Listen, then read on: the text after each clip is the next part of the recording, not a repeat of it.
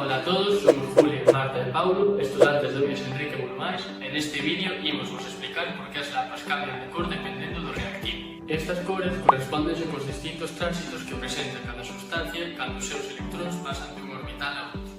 Cada tránsito corresponde a unha cor diferente, e a suma de todas esas cores forma o espectro de emisión dese material. Imos comezar co sulfato de cobre. Mediante o uso deste elemento podemos comprobar como as lapas se volven de cor verde. Se observásemos o espectro a través dun prisma de luz, a suma de todas as cores sería verde.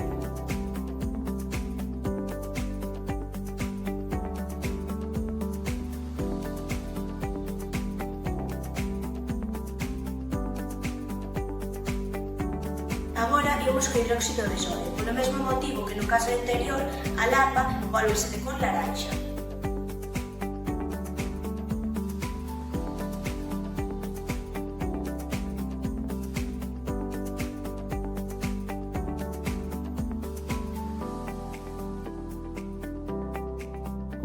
Por último, imos co sulfato de zinc. Mediante este compoñente obteremos unha lapa de cor amarela.